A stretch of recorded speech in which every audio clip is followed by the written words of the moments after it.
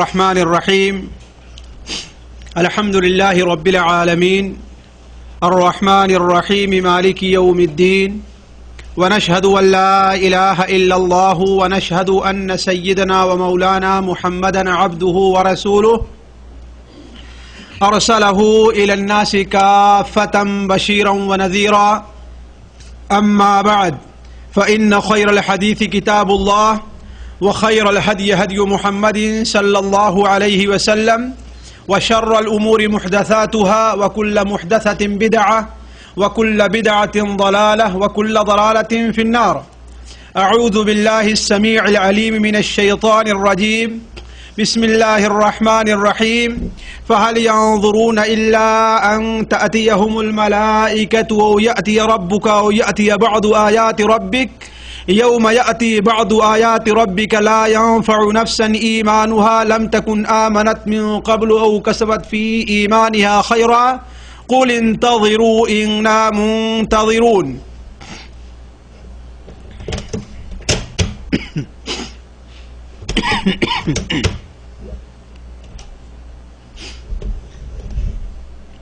سبحانك لا علم لنا إلا ما علمتنا إنك أنت العليم الحكيم.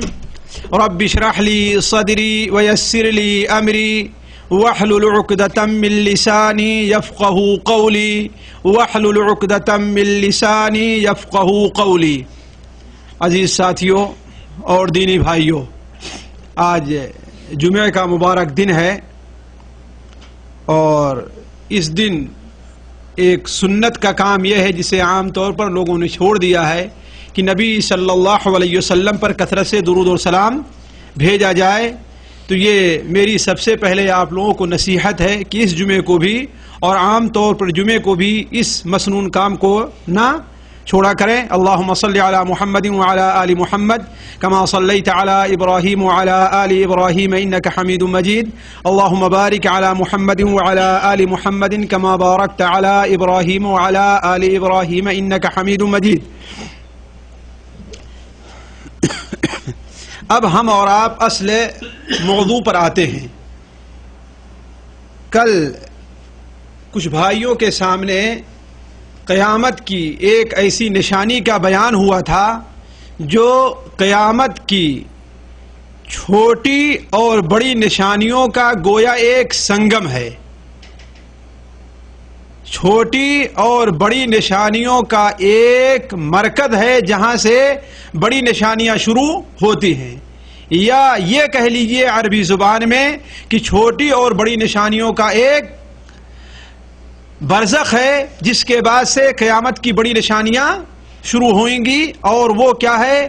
ایک ایسے مصلح کا، ایک ایسے مجدد کا، ایک ایسے امام کا، ایک ایسے مرد مومن کا ظاہر ہونا جس کے جھنڈے کے نیچے جمع ہو کر کے مسلمان دجال سے قتال کریں گے، یہودیوں کا قتل عام ہوگا، اور اللہ تبارک و تعالی وہ بہت سے شہر جو اصل میں مسلمانوں کے ہیں لیکن غیروں نے قبضہ کر لیا ہوگا وہ دوبارہ مسلمانوں کے قبضے میں آئیں گے.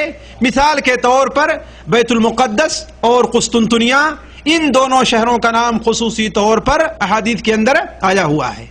آج کی مجلس جس بیان سے متعلق ہے وہ اسی سے ملتا جلتا ہے. وہ یہ کیا؟ دنیا کے سب سے عظیم فتنے دجال ملعون کا خروج. دیکھیے، دجال کا نام ہم اور آپ عام طور پر سنتے آتے ہیں. کسی آدمی کو بہت جھوٹا قرار دینا ہو، کسی آدمی کو بہت ظالم قرار دینا ہو، کسی آدمی کو بہت مکار بتانا ہو تو اس کے لیے کیا کہتے ہیں کہ بہت بڑا دجال ہے. لیکن یہ دجال ہے کیا چیز؟ اس دجال کی حقیقت کیا ہے؟ اس دجال کی علامات کیا ہیں؟ اس دجال کی نشانیاں کیا ہیں؟ اور سب سے اہم چیز، اس دجال سے بچنے کی صورت کیا ہے؟ سب سے اہم چیز یہ کہ ایک مسلمان اس دجال سے کیسے بچ سکتا ہے. یہ چیز ایسی ہے جو عام طور پر ہمارے اور آپ کے ذہن سے غائب ہے. چنانچہ اس کی تائید اس حدیث سے بھی ہوتی ہے جو مسند احمد وغیرہ کے اندر حضرت عبداللہ ابن حوالہ رضی اللہ تعالیٰ عنہ سے مروی ہے کہ اللہ کے رسول صلی اللہ علیہ وسلم نے ارشاد فرمایا کہ دجال کا خروج اس وقت ہوگا جبکہ لوگ اس کے ذکر سے غافل ہو جائیں گے، جبکہ لوگ اس کے ذکر سے غافل ہو جائیں گے، اور ائمہ اور خطبہ حضرات منبروں پر اس کا ذکر چھوڑ دیں گے، ائمہ اور خطبہ حضرات منبروں پر اس کا ذکر چھوڑ دیں گے۔ اور آج میں دیکھتا ہوں کہ یہ صورتحال بہت ہی واضح طور پر کھل کر کے آ گئی ہے۔ دجال کا لوگ نام تو جانتے ہیں، لیکن اس کی حقیقت، وہ کب نکلے گا، وہ کیا چیز ہے، انسان ہے، جنات ہے، شیطان ہے، وہ کیا کیا چیزیں پیش کرے گا، آخر اس کے فتنے کیا ہوں گے، آخر وجہ کیا ہے کہ نبی صلی اللہ علیہ وسلم ہی نہیں بلکہ آپ سے پہلے جتنے انبیاء علیہ السلام اس دنیا میں تشریف لے آئے ہیں، وہ سارے کے سارے لوگ اس دجال ملعون سے اپنی امت کو متنبع کرتے رہے ہیں۔ اور ظاہر بات، جو چیز جتنی خطرناک ہوتی ہے اس سے اتنا ہی زیادہ متنبع کیا جاتا ہے، اس سے اتنا ہی زیادہ لوگوں کو ڈرایا جاتا ہے۔ تو وہ دجال کیا کیا فتنے ظاہر کرے گا کہ لوگوں کو اس سے اتنا متنبع کیا گیا ہے۔ اور سب سے اہم چیز جیسا کہ ہم نے آپ کے سامنے رکھا وہ یہ کہ اس فتنے سے بچا کیسے جا سکتا ہے۔ اصل مقصد جو نبی صلی اللہ علیہ وسلم کے سارے انبیاء کے بیان کرنے کا وہ یہ نقطہ ہے کہ اس دجال، اس ملعون، اس شیطان صفت، خواہ انسان ہے یا جنات ہے یا اور کوئی چیز ہے، اس سے بچا کیسے جا سکتا ہے۔ یہ ہے اصل نقطہ جسے عام طور پر لوگوں نے چھوڑ دیا ہے۔ نبی صلی اللہ علیہ وسلم اس فتنے سے متنبہ کرتے ہوئے ہمیں اور آپ کو ہمیں سے اور صحابہ کرام سے فرمایا۔ آپ صلی اللہ علیہ وسلم کا ارشاد مسلم شریف میں، ترمذی وغیرہ میں حضرت ابو ہریرہ رضی اللہ تعالیٰ عنہ سے مروی ہے کہ ثلاث اذا خرجنا لا ينفع نفسا ایمانها لم تكن آمنت من قبل وكسبت في ایمانها خیرا۔ تین علامات جب ظاہر ہو جائیں گی، قیامت کی تین نشانیاں جب ظاہر ہو جائیں گی، یا دنیا کے اندر جب تین قسم کے صورتحال پیدا ہو جائیں گے، تو کسی شخص کا ایمان اگر وہ پہلے مومن نہیں ہے، اگر وہ مومن تو کہتا ہے اپنے کو لیکن نماز نہیں پڑھتا تھا، اس نے نیک عمل نہیں کیا ہے، اس نے توبہ نہیں کی ہے، تو اب اس کا کوئی عمل اللہ تعالیٰ کے نزدیک مقبول نہیں ہے۔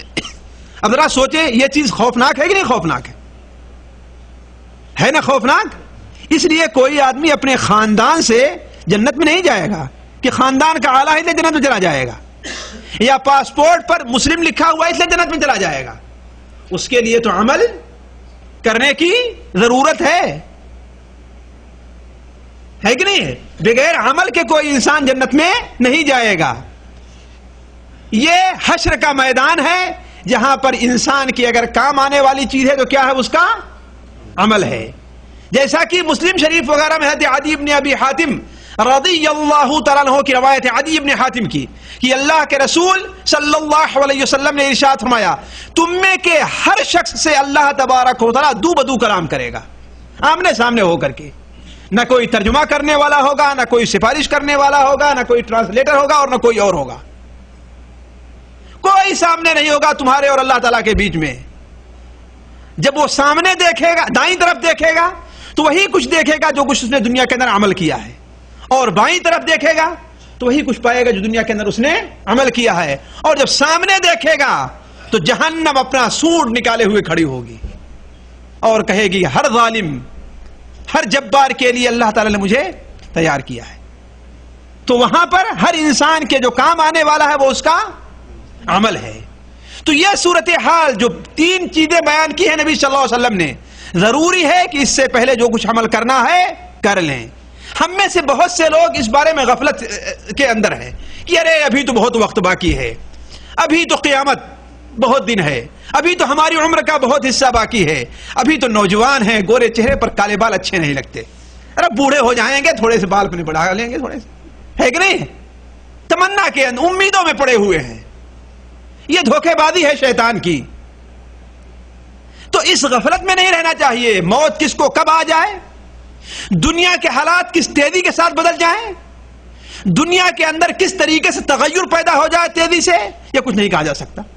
انسان چلتا ہے، پھرتا ہے، خوش ہے، تندرست ہے، ہر چیز ہے، جاگتا ہے، جاتا ہے ڈاکٹر کے پاس اور ڈاکٹر کہہ دیتا ہے کہ تم تو ایڈز کے بیماری کے اندر مبتلا ہو، تم تو کینسر کی بیماری میں مبتلا ہو، تمہیں تو ٹی بی لگ گئی ہے۔